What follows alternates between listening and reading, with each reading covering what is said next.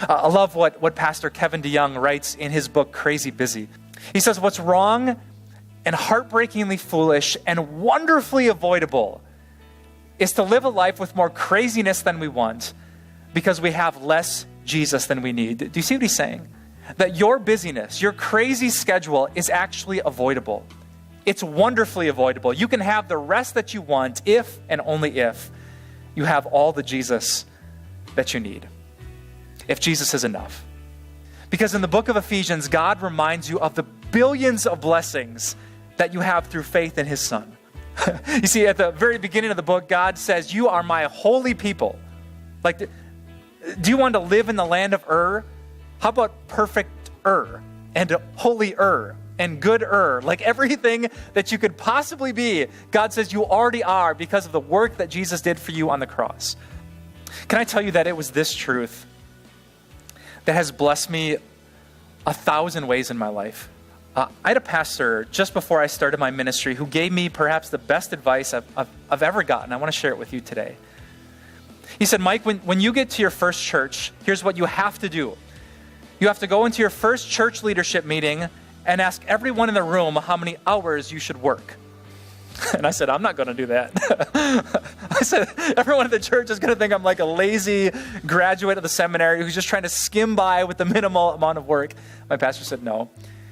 He's like, what you're doing is you're finding out what faithfulness looks like. So you're not a slave to some cloudy answer of what it means to be a good pastor. He says, figure out what the number is, work hard, and then rest. You know, I've been to conferences with pastors where when the speaker talks about work-life balance, most of them break down in tears of regret and shame.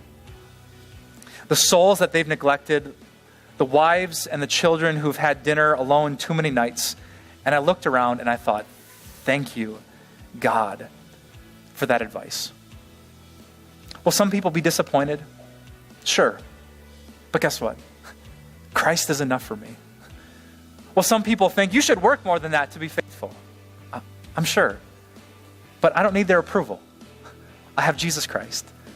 And I want to ask you to do the same thing this week. I don't know what your life looks like. I don't know how your schedule is, but figure out what's faithful and draw some hard boundaries so that you can rest. What are my day or days off when I'm not doing anything for anyone because this is the time for God to serve me and give rest to my soul? Because if you go back to the people pleasing, you'll never rest. But if you find everything you need in Jesus' approval of you, you finally can. Thanks for being with us today. If you're busy, which I'm guessing you are, you need to tune in tomorrow. We're going to cover what God says about our crazy busy lives.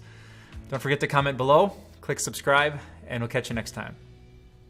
See, the reason you and I slave for people's approval, their acceptance, to be impressive, to be better, is because we so quickly forget what we already have.